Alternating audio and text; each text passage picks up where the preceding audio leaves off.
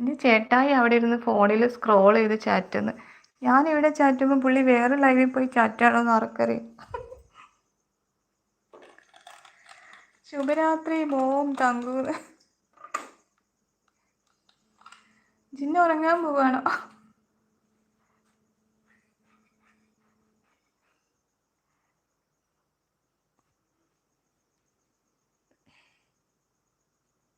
4 പേരുണ്ടല്ലോ ലൈവിൽ. ആരാ?